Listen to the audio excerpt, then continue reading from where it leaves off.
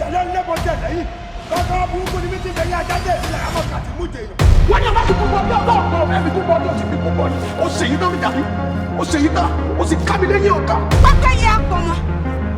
Ọ̀gá fẹsẹ̀ méjèèjì múlẹ̀. Òjò tí ó ṣọ́ bẹ̀rẹ̀ sí ní rọ̀.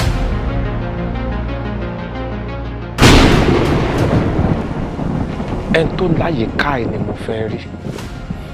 Ìyá wa FIJABI nù. Kàmùdù tó ń tọ orún rẹ̀. Ìyá wa ikú pa ìyàwó rẹ̀ mú tó ń tọ ọmọ inú rẹ̀. Kí ló ṣe? Wọ́n ní sọ̀rọ̀ bá ní sọ̀rọ̀.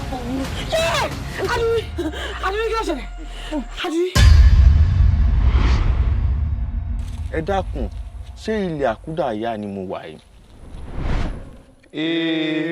Mo ṣàwọn ilé alára wọn jẹ́ ọ̀rá mọ́ lọ́wọ́.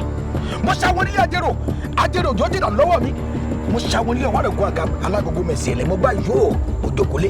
Mo ṣe ti wà ní fẹ́ bá àwọn àgbà táwọn ìyá mi ò kọ́ mi létè mọ́ mọ́ dájú. Ìwọ. Èmi FIJABI ni. Jọ̀gbọ́ bí ọ̀rọ̀. Jọ̀gbọ́ bí ọ̀rọ̀.